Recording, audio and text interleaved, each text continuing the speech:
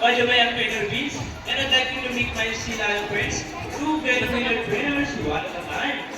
On your left side is the only male South American sea lions that we have here. And according to your trainer, he is the handsome one. Wow, confident. His name is Vincent. Two very good trainer KB. Say hello. While on the other side is the youngest female South American sea lions that we have here. And according to her trainer, she is the cutest. Oh, be shy girl. Her name is Ira. Together with trainer Jean, say hi. Now let's do thinking. So guys, do you have any idea why you're called feet or feather-footed mammals? An idea? Do they have feathers? Well, let's ask them.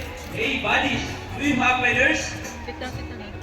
The answer is no. It's actually because of their front flippers, which are shaped like a bird's wing. See those?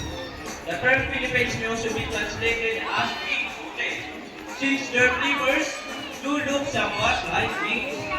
In fact, they are pretty like underwater as they swim from place to place, right, sila friend? And did you know, they're often mistaken like a seal because they look very much alike. But some differences between seal and sea lions is the fact that they have bigger front flippers. And they can also turn their back flippers, something seals cannot do. As a result, they can walk upright, one on one. And that's the fun demonstration. How about a round of applause for our sea lion friend? And you know what guys? They have this long and flexible neck. How flexible? Well, check this out. So flexible, right? How about a round of applause for our sea lion friend? And as you can see, their body is covered with a thick coat of short, coarse hair. And their whiskers help the sea lion sense of touch. They contain nerve fibers, which make them sensitive. Ooh, nice man. Hey! They may also use their whiskers to aid in navigation or to detect vibration from way in the water. And their small external ears give them a good sense of viewing both above and below the water surface. Sea lions, like many mammals, can see with both above and underwater. And have a keen eyesight but no color vision. In the wild, they inhabit waters close to shore, flat walking with tide pool, and have a preference for rocky beaches. They have excellent climbability, which can easily scale rocky cliffs. Check this out. Tourists talk from flippers. Now, let's talk about our swimmer abilities. Let's start with Vincent, the handsome one. Sea lions can generally cruise at around 11 miles per hour using the rowing movements of their front flippers, while their back flippers are stretched out behind their bodies, functioning as rudder for steering. And that is the normal swim. Nice and easy. Thank you so much, Vincent, for the JP. But when chasing their prey or escaping from predators, they can achieve a burst speed up to. Ready, Ira?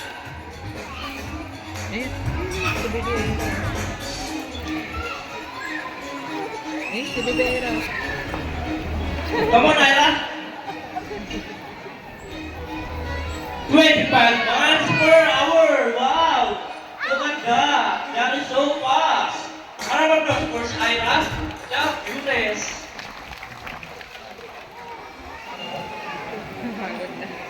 And another one. She asking for it. Now, here's an interesting story about our sea lions. Did you know that the US Navy has trained few of them to take part of their special operation? Yeah, that's right. They're able to hold their breath for up to 20 minutes. And they can dive hundreds of feet. Abilities that even the best Navy diver would be envious of. And since they cannot be detected by the radar underwater, they are taught to recognize in the void underwater march. Body sprinters are ready. Well then, salute. Now let's march. Ready guys? Up, 2, 3, 4, up, 2, salute. This time, could you please join our line and salute?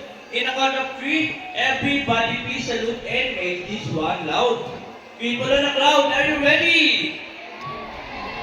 Hey guys, I can't hear you. Are you ready? Now let's count. 1, 2, 3, salute everybody. Thank you so much. Sea lions are also used to search and recover equipment from the water. H2O. So trainers, but first, Rick, go and get Rick, sea lion friend. And they got it. Round of applause for sea lion friend. Great job, buddies.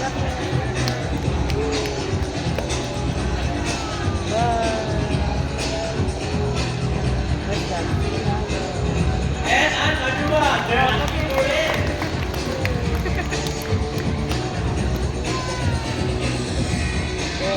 Okay, trainers, what's next? The ball. How do you think they get the ball? Hey! Ball, balance! Come on, Vincent! Careful! Almost there!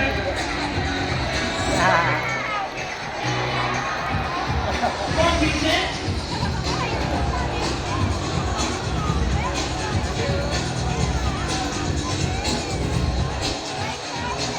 Steady! Fantastic!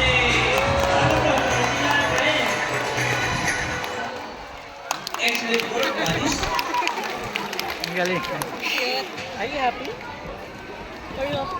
This guy, would you like to say that number from our Sila friend? Hey guys, where's the energy? Would you love to see them dance? Well, music maestro.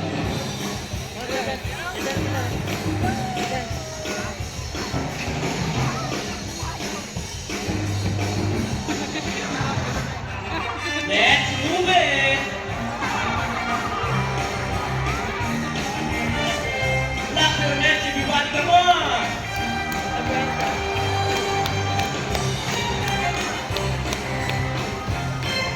Now, show them that side by side.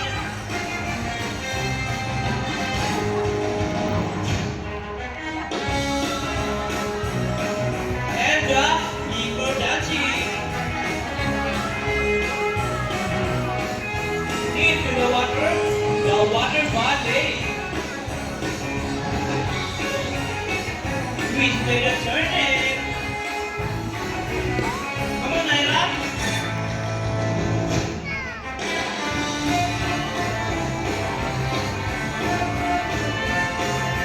Around the world we go, round and round.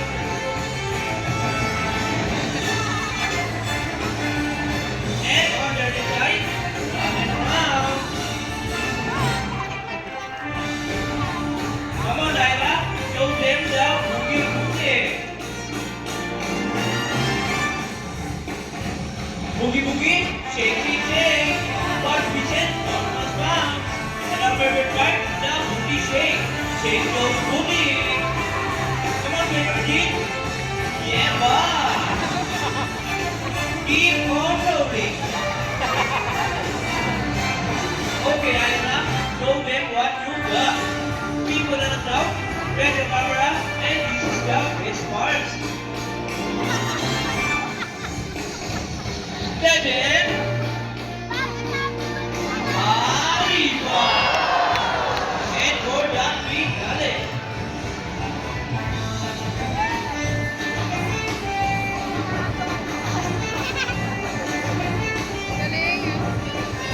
Ready? Let's go.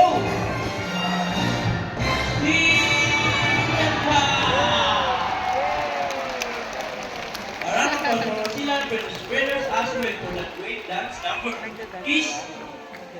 Mwah!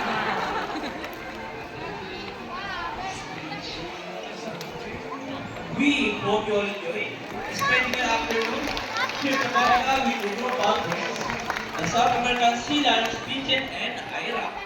And we will also, that even after leaving, you will take the experience with you wherever you go. And remember that what we do here on land greatly affects our men in the sea. Sea lions, like elephant animals, can affect by transmit the environment. So, let's keep our surroundings clean. Aside from pollution,